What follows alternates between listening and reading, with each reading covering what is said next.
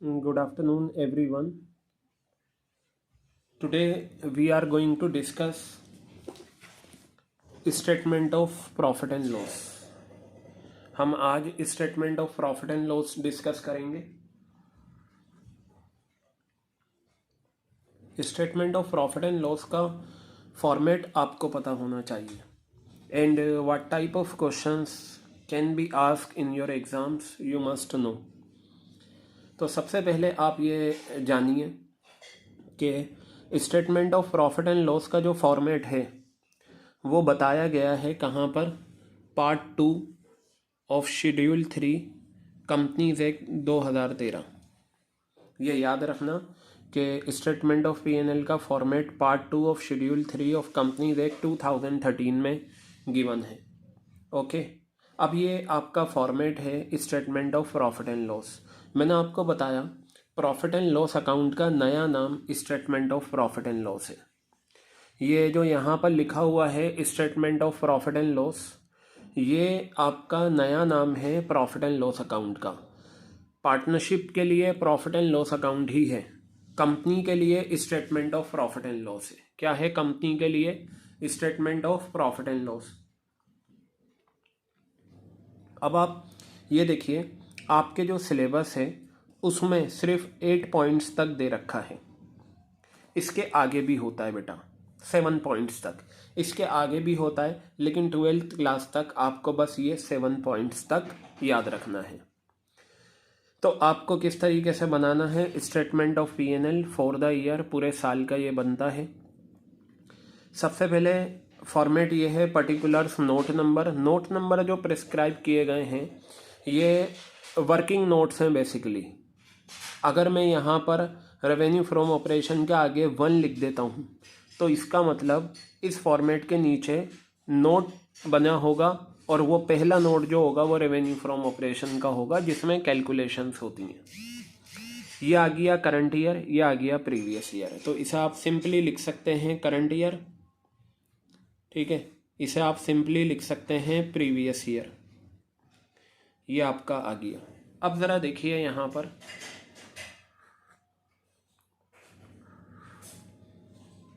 सबसे पहला पॉइंट है रेवेन्यू फ्रॉम ऑपरेशंस. बेटा रेवेन्यू फ्रॉम ऑपरेशंस नया नाम है, इसका पुराना नाम है नेट सेल्स. ठीक है, नेट सेल्स का मतलब होता है सेल्स में से सेल्स रिटर्न्स माइनस. ठीक है, नेट सेल्स का मतलब होता है सेल्स में से सेल्स रिटर्न्स माइनस. ये आप देखिए नेट सेल्स जो होता है वो बेसिकली होता है इसका formula total sales minus sales returns. और टोटल सेल्स आपको पता है क्या होती हैं. टोटल सेल्स होता है cash sales plus credit sales. Cash sales plus credit sales और इसमें से माइनस कर दो सेल्स रिटर्न्स. ये आपकी नेट सेल्स आती हैं. तो हमें एक चीज़ ये पता चली कि रेवेन्यू फ्रॉम ऑपरेशंस जो होता है उसमें से सेल्स रिटर्न्स माइनस होती हैं. रेवेन्यू फ्रॉम ऑपरेशन का मतलब होता है कि ऐसी सेल्स जो ऑपरेटिंग एक्टिविटीज़ से कमाई जाए, यानी कि जिन चीज़ों का हम बिजनेस करते हैं उनको करने से, उनको बेचने से जो हमारे पास पैसा आता है वो रेवेन्यू फ्रॉम ऑपरेशन कहलाता है. फॉर एग्ज़ाम्पल मान लीजिए मेरा रेडीमेड गारमेंट्स का बिजनेस है. किसका बिजनेस है मेरा? रेडीमेड गारमेंट्स का बिजनेस है.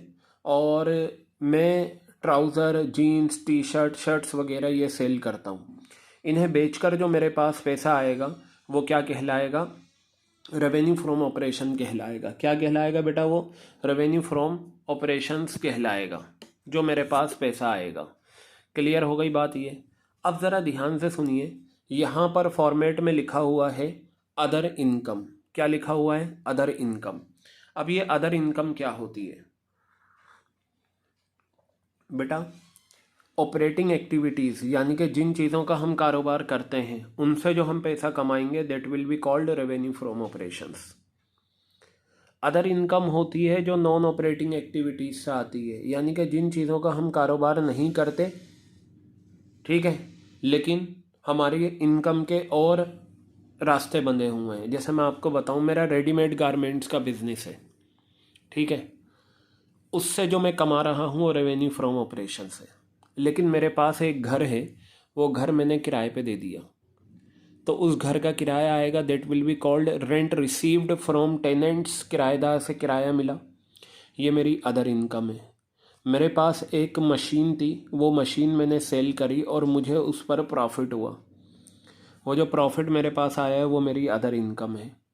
मैंने बैंक में एफडी करा रखी है, फिक्स डिपॉजिट, बैंक उस पर मुझे इंटरेस्ट देता है, वो मेरी क्या है, अदर इनकम है।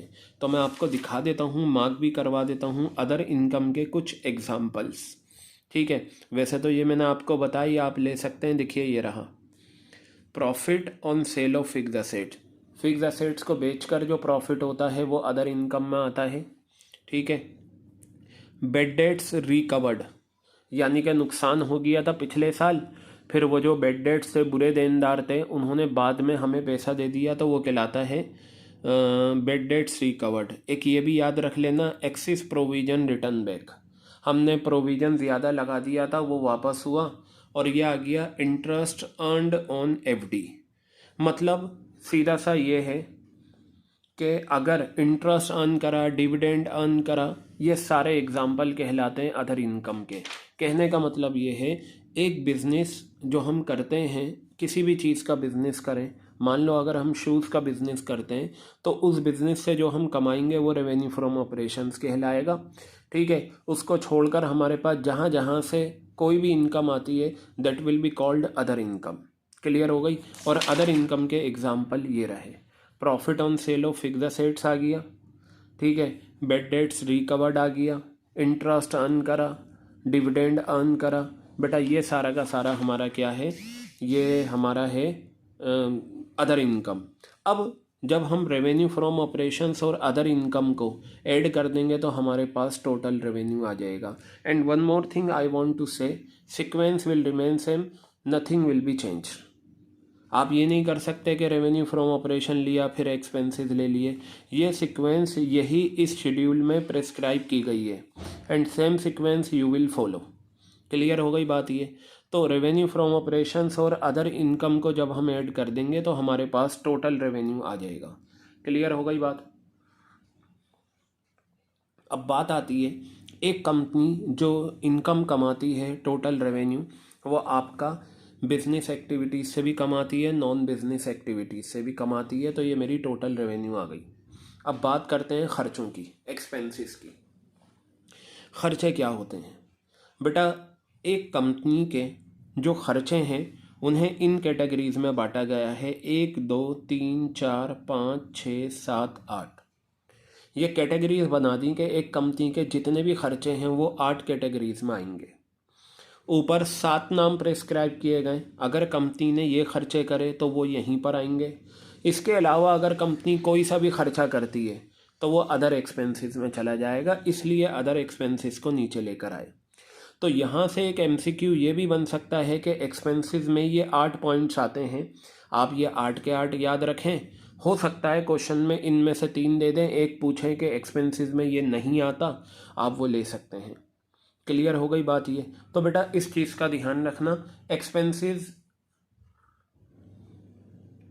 में आपका आता है कॉस्ट ऑफ मटेरियल कंज्यूम्ड। सबसे पहले हम इसे डिस्कस करते हैं। एक कंपनी का जो सबसे पहला खर्चा होता है वो जो मटेरियल कंज्यूम हुआ वो, देखिए बेटा मटेरियल्स का मतलब होता है रॉ मटेरियल। किसी भी प्रोडक्ट को बनाने में जो रॉ मटेरियल यूज़ हुआ या अदर मटेरियल यूज़ हुआ गुड्स को मैन्युफैक्चर करने में। इस पेन की मैं बात करता हूँ, इस पेन को अगर मैं बात करूँ तो इस पेन को बनाने में रॉ मटेरियल यूज़ हुआ होगा प्लास्टिक, फिर इस पर कलर भी हुआ, ये ब्लैक कलर का, ये रेड कलर का हुआ, फिर यहाँ पर ये नंबर आया, फिर अंदर जो है एक रिफिल है उसमें इंक है, ये सारा क्या है, रॉ मटेरियल है। और अदर मटेरियल भी इस पर लगा, जैसे ये प्रिंट करा होगा तो ये इंक लगी, सब मिलाकर मटेरियल कहलाता है। Raw material and other materials जो गुड्स को मैन्युफैक्चर करते हैं। अब ध्यान से सुनिए, कॉस्ट ऑफ मटेरियल्स कंज्यूम का मतलब होता है इस पेन को बनाने में जो हमारा खर्चा आया, इस पेन को बनाने में जो हमारा खर्चा आया that will be called cost of materials consumed. Is it clear? तो बेटा इस पर एक न्यूमेरिकल क्वेश्चन बन सकता है। मैं आपको क्वेश्चन दिखा देता हूँ और ये आप नोट डाउन कर लेना और आपकी प्रैक्टिस में होने चाहिए। देखिए सबसे पहले तो आप याद रखिए, एक होता है cost of goods sold. Cost of goods sold का फॉर्मूला क्या है? Opening inventory plus net purchases plus direct expenses minus closing stock. ठीक है, यही होता है opening inventory plus net purchases plus direct expenses minus closing inventory. अब मेरी बात ध्यान से सुनिएगा, यहाँ पर जो कॉस्ट ऑफ मटेरियल कंज्यूम का फॉर्मूला होता है, बन सकता है एक नंबर में न्यूमेरिकल क्वेश्चन और आ भी सकता है आपके एग्जाम में कि कॉस्ट ऑफ मटेरियल कंज्यूम का फॉर्मूला क्या होता है। ठीक है, तो बेटा कॉस्ट ऑफ मटेरियल कंज्यूम का जो यहाँ पर फॉर्मूला है वो क्या है मैं आपको बता देता हूँ। मैं एक काम करता हूँ बेटा, मैं एक दूसरी रिकॉर्डिंग में आगे का कवर करता हूँ। ठीक है।